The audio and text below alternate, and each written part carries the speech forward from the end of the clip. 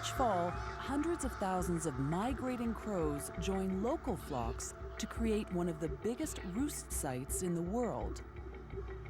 Crows liked what humans did to North America. They liked it a lot. They like what we like. We like open spaces with trees, and that's what they like. So we cut down all the forests in the east, made them opened up, still a few trees for nesting and all that. They like that. And now they're everywhere. Crows are always watching, learning, and remembering. They're especially attentive on garbage day. Crows memorize the garbage truck routes, learning when the best time is to scavenge some succulent treats. So we're omnivores and we're social. And crows are omnivores. And sometimes we don't like the animals that have the same qualities as us. We don't like crows because crows are opportunistic. And so are humans, though. Crows are invasive. Crows will do all sorts of things that humans do that we are not particularly proud of doing, like feeding on garbage. That long cultural interaction we've had with crows in a negative way has seeped into our modern culture. Whenever something bad is going to happen on a movie, you hear a crow call in the distance. The mayor of Chatham tried to rid the city of their crow infestation by introducing a shooting competition. But as soon as one crow was shot, the word went out, and they all learned just how high to fly to stay out of the range of the pellets. That's when the city turned to Ulrich Waterman and his hawk Harriet to try to drive the crows out of town.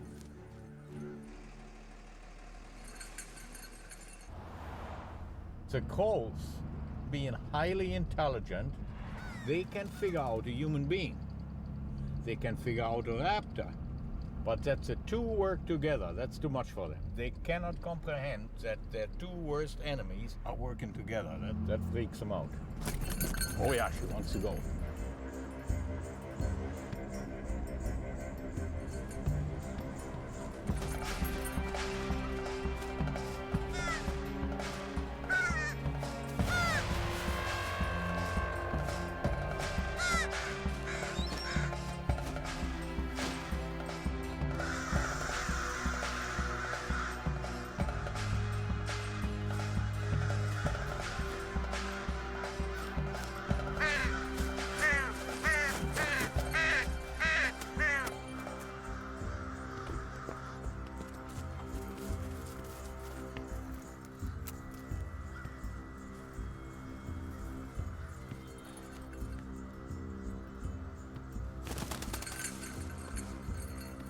Let another one go. The reason that I let that crow go is she was not much harmed and is in good shape to join her friends there, and she will tell the story of what just happened to her. See them all, they're all coming up now, and she is joining them now and telling them the horrible story.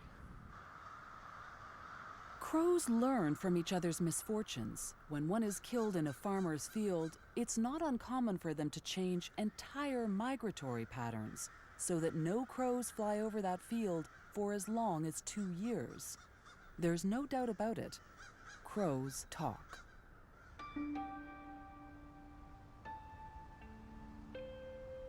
Professor John Marsluff knows that crows talk, and that is at the heart of his groundbreaking new study. See that nest up there? He wants to find out if crows have the ability to pass information on, not just from one adult to another, but from one generation to the next. To study this, he's going to follow several crows from hatching through their first year to see how they learn. It won't be easy. Less than 50% of crows survive their first year. Right now, all we know is that there's eggs up there, and it's really a gamble whether those eggs are going to turn into young birds that we are then able to follow when they leave the nest and encounter new things in their environment. Before the eggs were laid, Marsluff and his team caught and banded adult crows in 5 different test locations around Seattle. They wore a different mask at each location. Now, a handful of crows at each of those test sites, including our crow parents, has learned that one specific mask means danger. What Marsluff wants to find out is whether the parents will pass on their knowledge of the dangerous face to their young. And will the young not just learn to recognize this face, but remember and use this information months from now when their parents aren't around? Surprisingly, this kind of learning in the wild has only been proven with primates. We're trying to see the fledglings in this nest. When the team stands in the park without their masks on, the crow's response appears to be quite normal. So those are just regular caws communicating certainly some excitement, but not a scolding vocalization. Now, as part of the experiment, he puts on the mask, and it's a whole different story.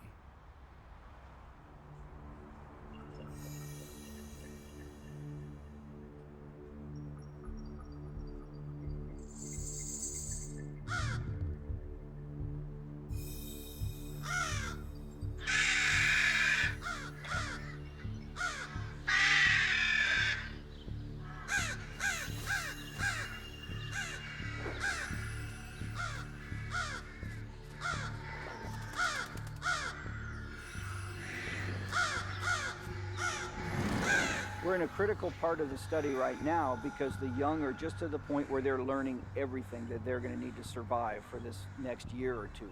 And we want them to learn as part of this process that some people are bad, in particular our face with the mask on it is bad.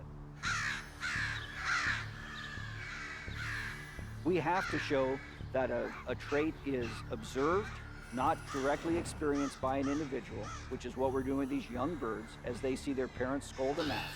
Then we have to see if they have learned from their parent to respond, and do they take that learning and that memory with them as they establish in a new place. That's really a hallmark of intelligence that is seen in very, very few animals. It's the sort of thing that is required for culture to evolve. If Marsluff is able to show that each generation of crows is capable of building on an earlier generation's knowledge, then he will prove that crows possess a kind of evolutionary advantage shared by only a handful of the world's smartest creatures. How'd you score that one, Dave? Beautiful. They stayed back there swarming on me while we were even waiting. Awesome, That was yeah. It was just like that was beautiful. Yeah. Beautiful. While Marsluff and his team are watching the crows, someone else is watching them. The U.S. Department of Defense is funding their study because they think the crow's ability to recognize faces and point out the bad guys might have applications beyond the bird world. For millennia, humans have looked upon crows as highly intelligent creatures, the wise guy, the trickster. Only recently have crows become a focus of major scientific scrutiny around the world. Scientists want to know why crows, who don't have the biggest of all the bird brains, are proving to be the most intelligent of all the birds. Crows do not have the biggest brains of all birds, parrots do, but it's crows that are by far the top among birds. Whether it's the American crow, the European species, the North American species, every continent of the world has its crow. It's a member of the genus Corvus that's at the top of the rankings for that particular area of the world.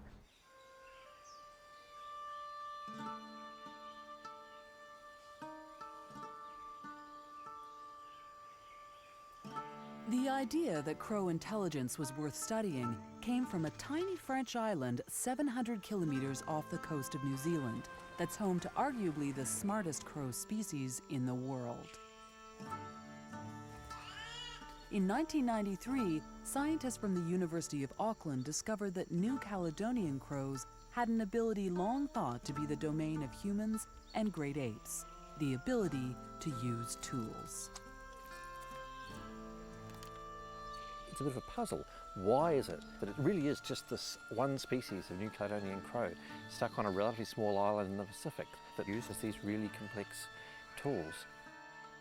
Russell Gray is part of the team that made that first astonishing discovery, and he continues to return to the island to study these remarkable birds. Alex Taylor has spent the last 2 years on the island, living with the crows and conducting experiments. In terms of biodiversity, it's on the kind of top 10 hotspots for the world. There's just so much stuff here that just doesn't live anywhere else. And especially with the insects and plants, there's tons that's not even been documented. So it's kind of a really special place. What's truly remarkable is that New Caledonian crows don't just use tools, they make them as well.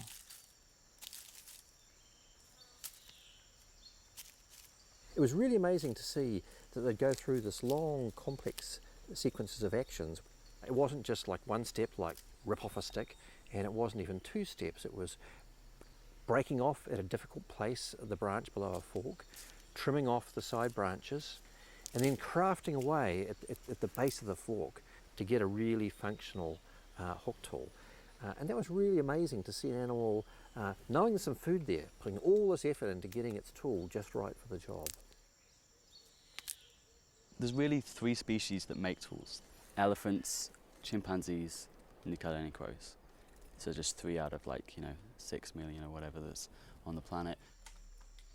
People went wild when Jane Goodall found that chimps could actually use tools at all. And the chimpanzees have never been found to use hooks in any kind of way. So to find a crow species that's using tool use and making tools in a much more sophisticated way than the chimps, really, I think, it hit everyone's radars. Sometimes you see really complex things, but there's some simple trick to it, some lower level behaviour that underlies it. Well, any behaviour you see like that in the wild makes you think. It makes you think, I really need to do an experiment. First we put the meat into the hole, and we put the long stick in the toolbox, right at the back, out of reach of the crow. And we put a short tool in front of the box. It's one thing to use a tool to get food, but to use a tool to get another tool to get food requires much more complex cognitive powers.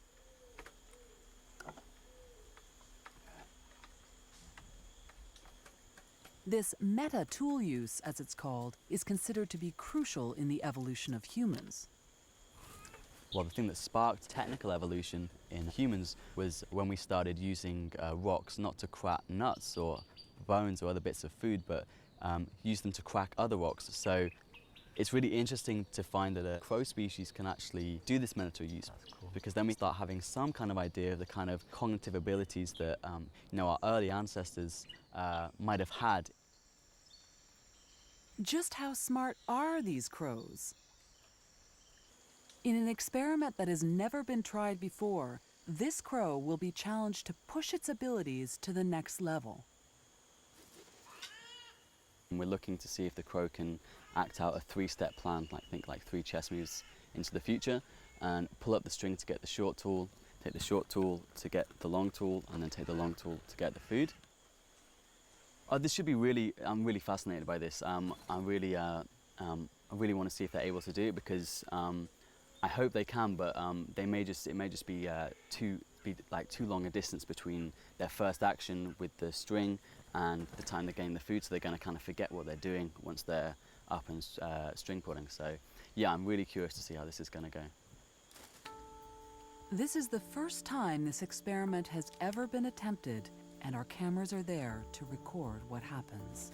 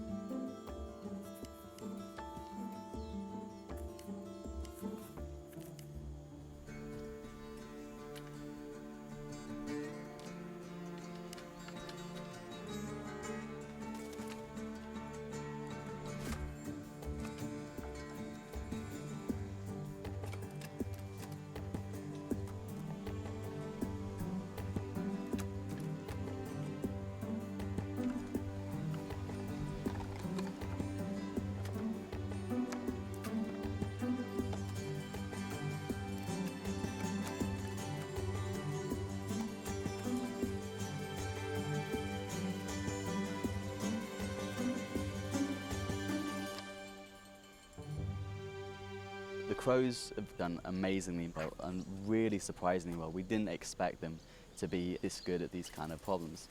They've performed at the highest levels with tasks requiring technical intelligence out of pretty much any animal on the planet. Crows are very intelligent for animals. Their brain size relative to their body size is of the same caliber as many primates.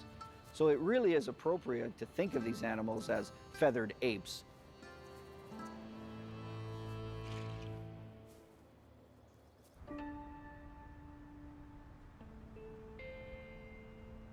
Back in Seattle, John Marslough's test crows, who hatched 2 weeks ago, are growing up fast.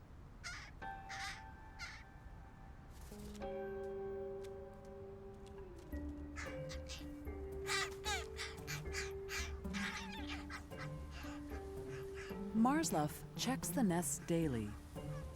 One nest catches his eye because it's home to a baby crow unlike all the other nestlings. With a distinct band of white on her wings, she's immediately given the name Whitewing.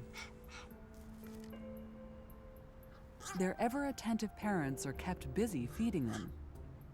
But they're not the only ones.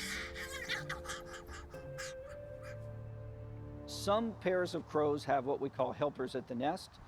Those might be a young male or perhaps a female that remains in the natal territory for a year or two, and they help their siblings. Having so many family members providing food and protection allows the baby birds to concentrate on growing and learning.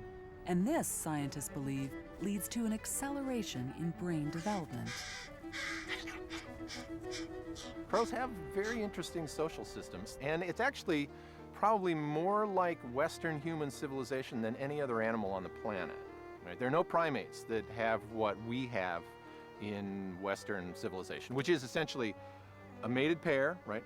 Monogamous male and female, more or less, with their kids, offspring from a bunch of years, and in extended families where you know your relatives and all that. The basic social unit is the family. The whole family spends hours standing guard in nearby trees and keeping an eye out for predators who might want to harm their defenseless young.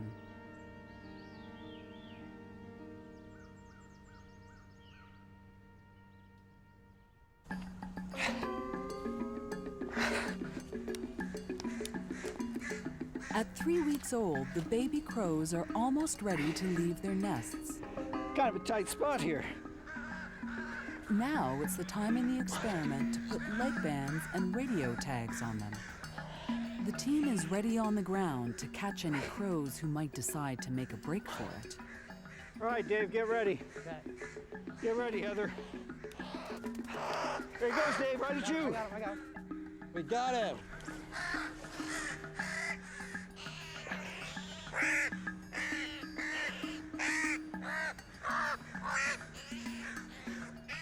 I'm coming down. These are so calm. They are. Probably the best way to understand the development of intelligence is to follow a young bird as it's gathering its intelligence. How's your climb, John? Either the trees are getting taller or I'm getting older, or a little of both.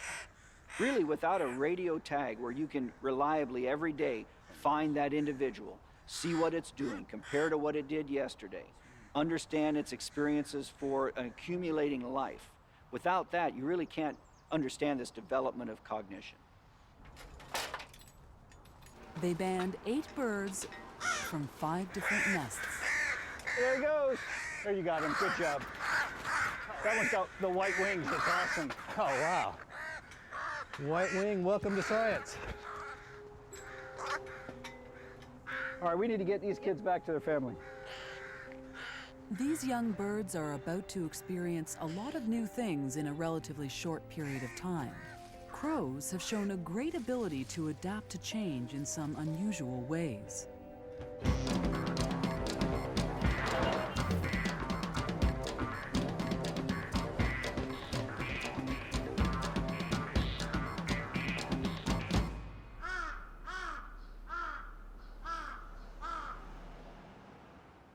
As Tokyo has grown into the world's largest city, humans and crows are thrust closer and closer together.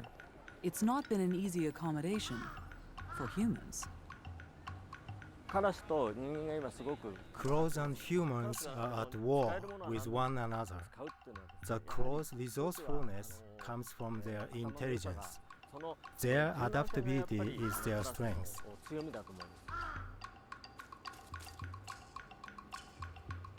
A Japanese species of crow known as jungle crows is one of nature's best construction workers.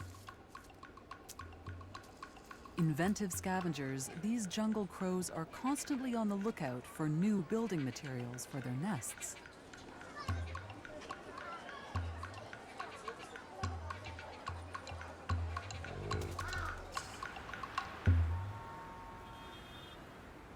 In Japan, where laundry is done almost daily, it's a common sight to find clothes drying outdoors on metal hangers. For crows, this is an opportunity far too tempting to pass up.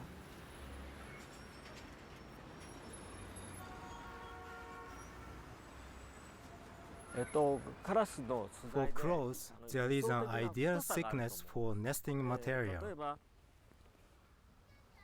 This is too thin for their beaks. This is too thick. This is a perfect thickness. It is exactly the thickness of a wire hanger. Jungle crows shape their nests to fit the female's body. The crow manipulates the hangers to create her own made-to-measure nest.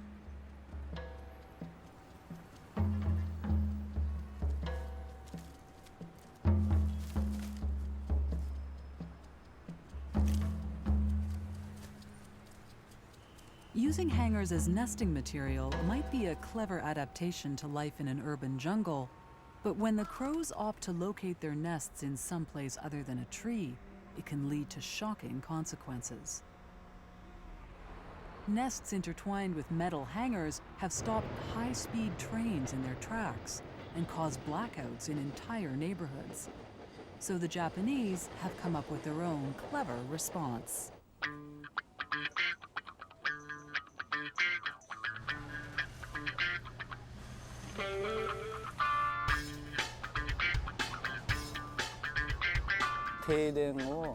Preventing power interruptions is a patrol's first priority. Number 1.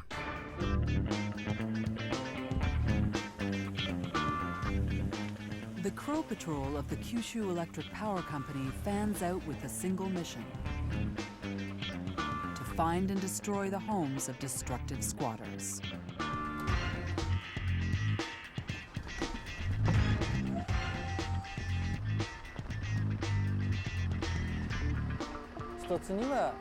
They outsmart us humans. We remove their nests as we find them. But they see this and circle above, waiting to build a new one. It's tough to outwit crows.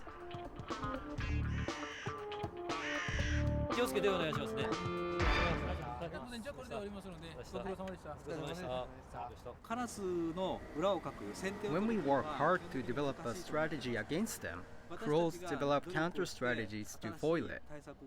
All we can do is to look for new methods based on our experiences, apply them, and deal with the outcomes. That's the only way we can manage. I think the crows are as smart as we are, so we feel challenged. We think we have to fight against them. We are competing with the crows, these smart birds, as our intellectual equals in this fight. Not long after Marsluff and his team have returned the newly banded test babies to their nest, they're ready to head out on their own.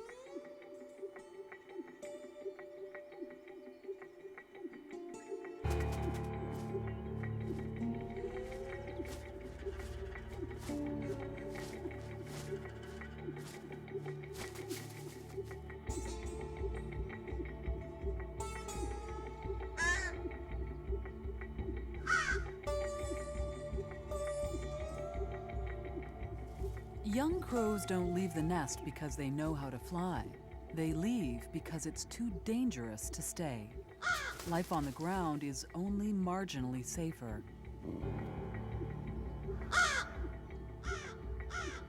The most important lesson a young crow learns is when to move and when to stay still.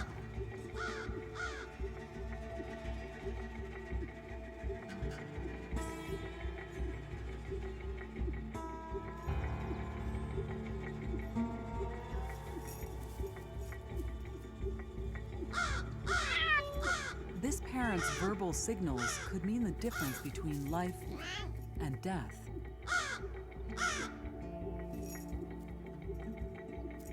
Crows have different warning calls, one for cats and one for hawks and another for humans.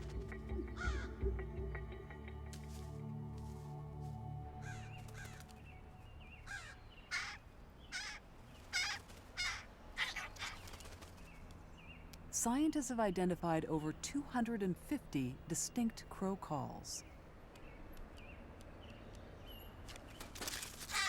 In addition, each crow has an individual voice with at least 2 different dialects.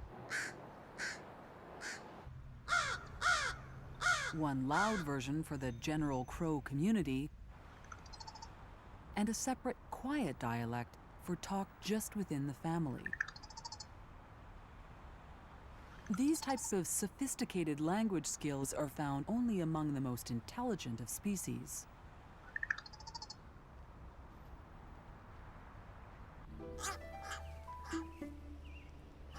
White-wing and her brother have managed to survive their first month. They might look fully grown, but they're at the equivalent stage of a toddler. Their blue eyes have yet to turn black, and their beaks have the telltale red skin of a young crow. They're at the very beginning of learning what it takes to be a crow. Nobody's really studied the acquisition or the learning process at this initial stage out of the nest, but it's got to be phenomenal. They're encountering all sorts of things at that time, new foods, new dangers. They're learning all about their world in a very short, hectic time when they are not very coordinated, so they're also learning how to hold themselves and move through this three-dimensional world. Even once White-wing is mobile, she continues to beg and rely on her family for food. Crows can spend up to 5 years with their parents, the longest natal period amongst bird species. Like humans, the proper nurturing and education of their young takes time and gives youngsters more time to observe and learn. This luxury of time is a huge contributing factor to a crow's cognitive development. The family provides for almost every need: food, grooming, and perhaps even affection.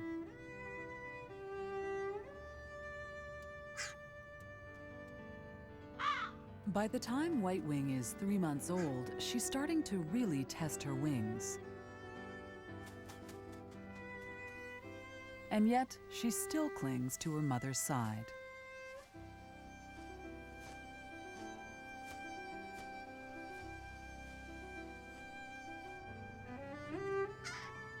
Crows seem to need to be close to each other, especially their parents.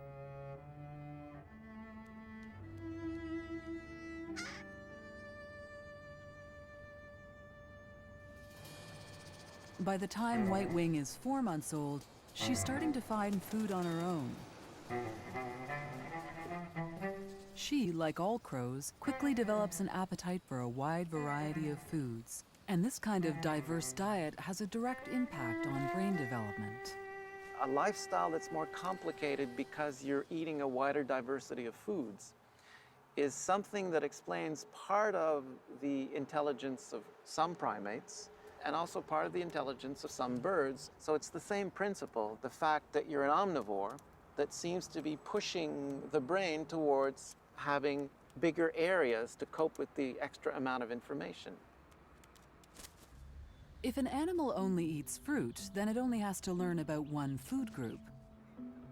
Crows eat fruits, vegetables, and meat, so they have to be able to identify and learn how to work with all these foods. Walnuts, for example, are a bit of a challenge, but crows have figured out not just how to get the husk off them, they've mastered the art of how to crack a tough nut.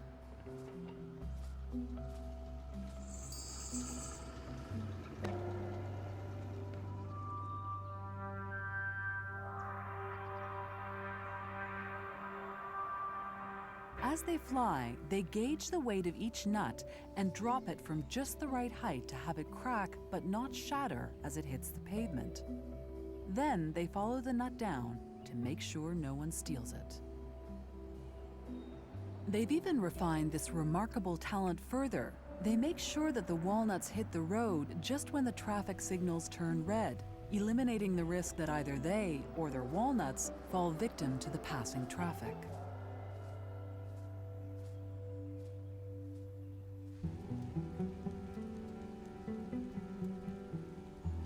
White-wing is starting to master some of the skills of being an omnivore. Clearly, it's a big learning curve.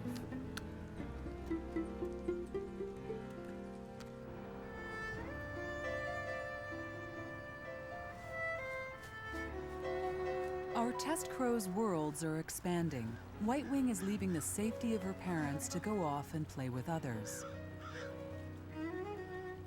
Like a teenager, she's eager to seek adventure with friends, but reassured that come evening, she can return to the safety of family.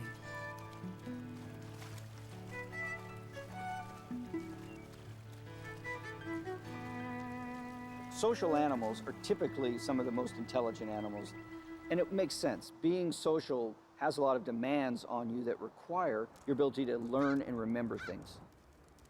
You have to learn and remember the relation of the other to yourself, plus it would be very good if you also learn and remember or even infer the relations among others, that exist among others. So the more the group is structured by different types of relationship, the more brain power you need to calculate all those different types of interactions.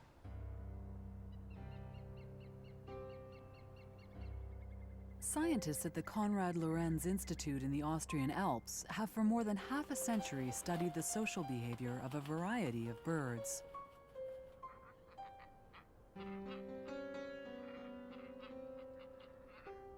Now they're turning their attention to crows.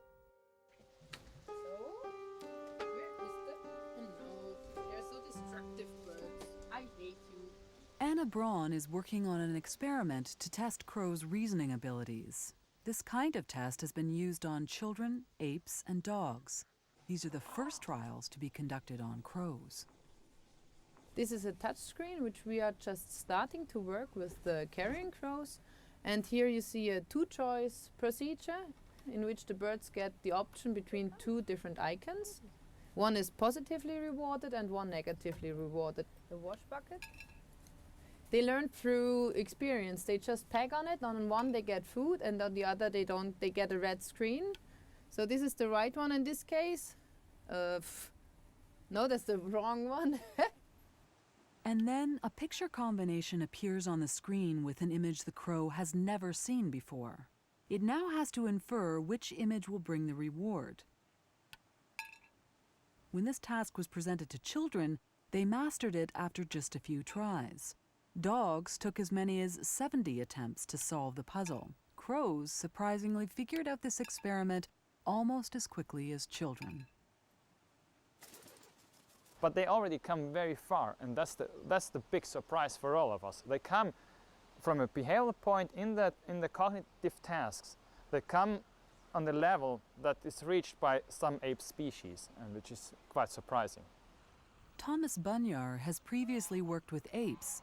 His current interest in crows is focused on something psychologists call theory of mind, a creature's ability to recognize that other creatures might have differing ideas from their own.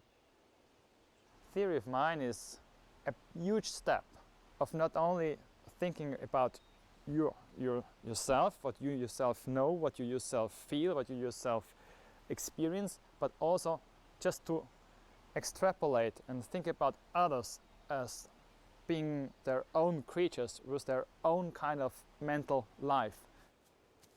Crows clearly demonstrate this kind of agile thinking when it comes to storing their food. First, they hide it.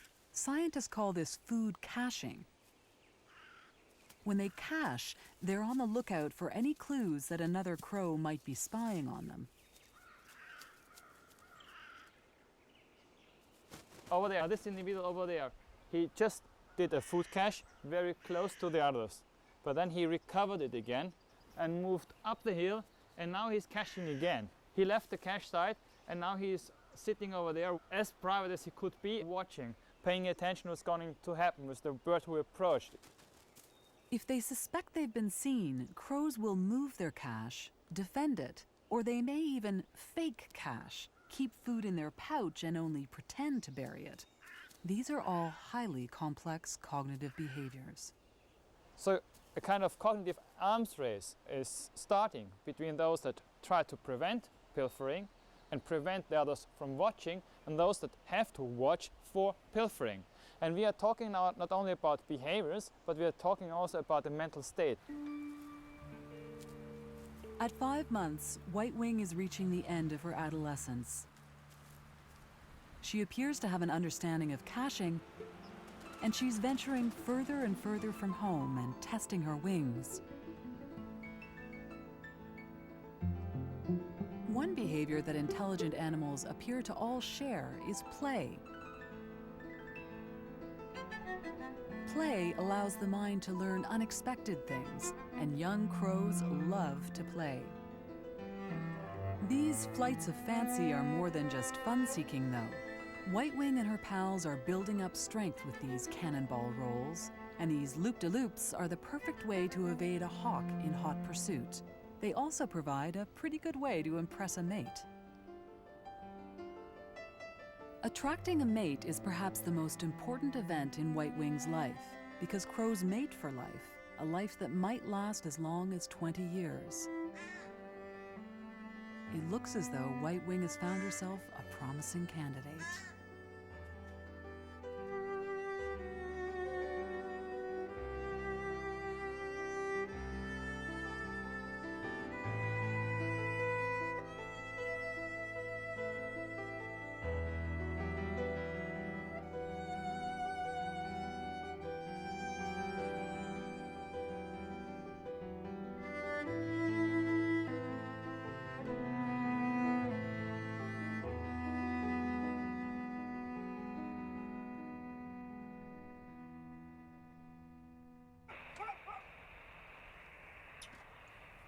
Marsluff is having trouble finding one of his young crows at another of the test sites.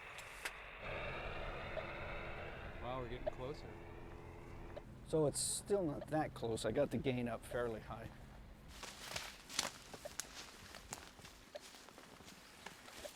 Yeah, this doesn't look good to me. Uh-oh. That looks like the sort of place somebody would come to eat somebody. Oh, there's the culprit. Cooper's hawk. Cooper's hawk? Yeah. Oh. Laughing, there it is, right there. There's a nest right there, look at him. Yep. Yeah, they could be eating that crow right now. Hope it chokes on it. With this young test crow dead, only 3 crows remain in the study.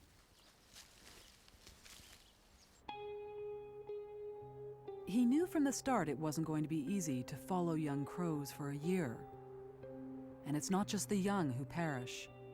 One of the parents was found shot not far from the nest. Death is not insignificant in the crow world. People have witnessed a mysterious scene that they can only describe as a crow funeral, where crows gather together en masse to mark the site where one of their own has died. They sit silently for a few minutes, and then they take off without a sound. Eerie is how it's been described.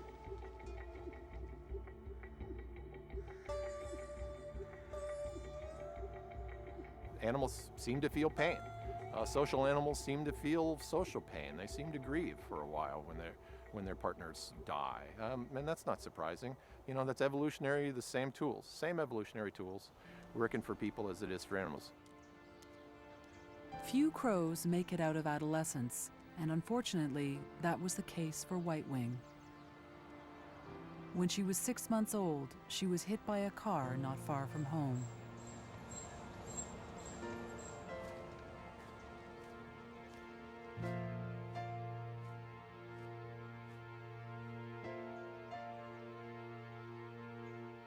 With White-winged dead, there's only one crow left in Marsluff's experiment.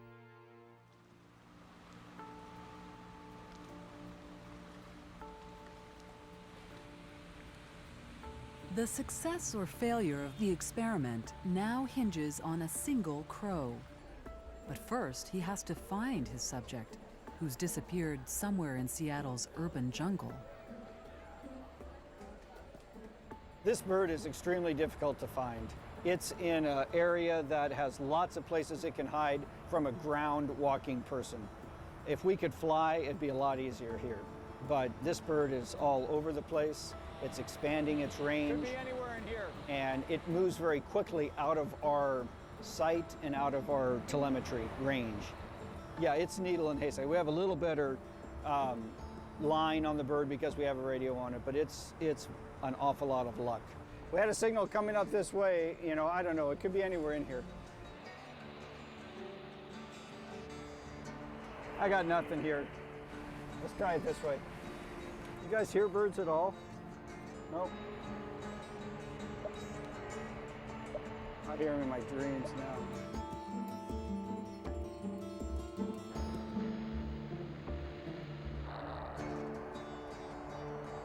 Nothing. These observations are extremely difficult and rare to get where we have the bird in a place where we can see it. This is the only one of the 7 or 8 that we had tagged that was exposed to a mask with its parents that is now still alive. And so what we're hoping to see is a clear response to us with that mask. And we're still hoping this bird will do what we expect, but it may not. Ooh. Stronger over here. Let's just see from this corner where we get it.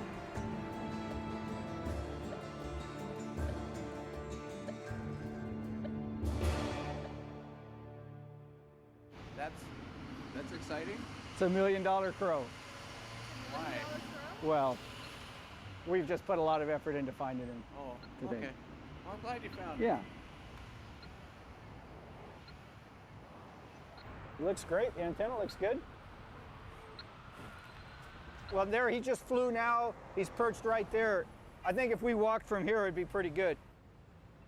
The final stage of Marsluff's experiment begins. As he walks back and forth within sight of the last crow, the subject's reaction is one of benign indifference. I'll go back by with the mask on and see if we can see any difference. As he was growing up, this young crow repeatedly saw his parents scold researchers wearing a particular mask. Now Marsluff puts that same mask on. He's not expecting the same reaction he got with the crow's parents. This is a young bird, naive and inexperienced, and trying to learn to cope on his own. If he makes any call at all, it would be significant. But Marsluff's fear is he might just fly away. For a moment, it seems like he's done just that. But then the bird takes another perch higher up, keeping a close eye on Marsluff and his mask.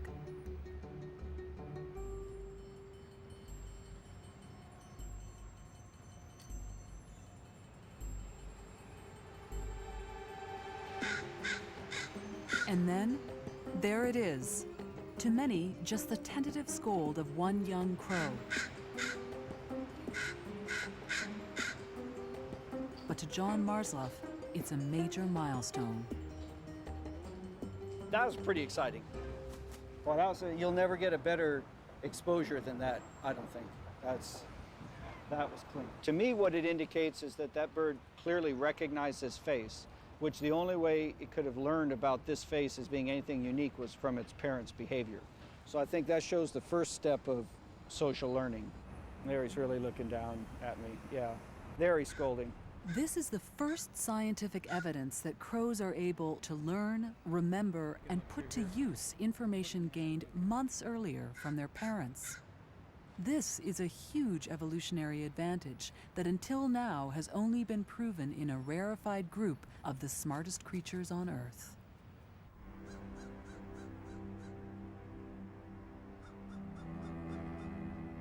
This year has been really full of discoveries, I would say, for us. We've learned that crows are able to recognize and distinguish many different people and remember the deeds we've done to them, be they good or bad, for a long period of time.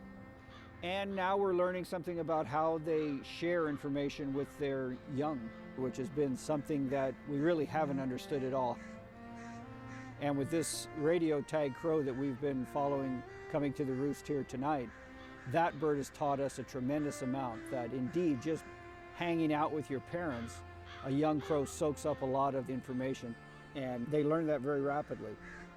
I feel great that this bird has survived long enough to join the full community of crows.